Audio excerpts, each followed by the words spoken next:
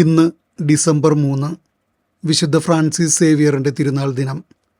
എല്ലാ ഫ്രാൻസിസ് സേവിയർമാർക്കും തിരുനാൾ ദിനത്തിൻ്റെ മംഗളങ്ങൾ സ്നേഹപൂർവ്വം നേരുന്നു. എൻ്റെയും വിശുദ്ധനാണ്, പ്രത്യേകം പ്രാർത്ഥിക്കുമല്ലോ.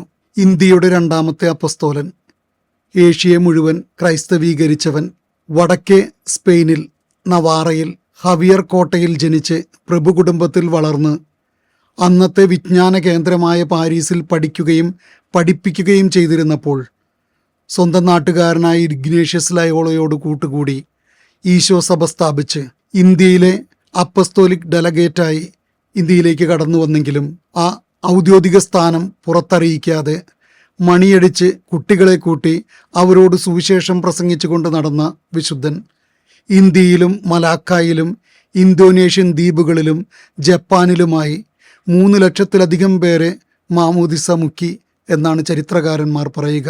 ക്രിസ്തുമസിനെ കുറിച്ച് പറയുമ്പോൾ ഫ്രാൻസിസ് സേവിയർ പറയുക, ക്രിസ്തു ജനനത്തിൻ്റെ സന്തോഷം അത് ലോകത്തിന് നൽകുവാനാണ് താൻ ഈ ഉദ്യമത്തിന് ഇറങ്ങിയത്.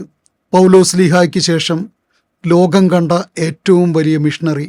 അദ്ദേഹം കപ്പൽ യാത്ര ചെയ്യുമ്പോൾ പ്രളയമുണ്ടാവുകയും തൻ്റെ കയ്യിലുണ്ടായിരുന്ന കുരിശ് വെള്ളത്തിലേക്ക് വീണു പോവുകയും ചെയ്തു. ഒത്തിരി വേദനയോടുകൂടി തുറമുഖത്തണഞ്ഞ് കടൽ തീരത്തുകൂടെ നടക്കുമ്പോൾ തൻ്റെ നഷ്ടപ്പെട്ട കുരിശ് തിരമാലകൾ കൊണ്ടുവന്ന് തിരിച്ചു നൽകിയ ഒരു കഥയുണ്ട്. ക്രിസ്തുവിന് വേണ്ടി നന്മ ചെയ്തു നടക്കുന്നവർക്ക് ക്രിസ്തു നൽകുന്ന സമ്മാനം, എനിക്ക് ആത്മാക്കളെ തരിക, ബാക്കിയെല്ലാം എടുത്തുകൊള്ളുക. ആത്മാക്കൾക്ക് വേണ്ടി ക്രിസ്തുവിൻ്റെ സന്ദേശം ലോകത്തിന് നൽകാനുള്ള സാക്ഷികളാകാൻ നമുക്ക് സാധിക്കട്ടെ.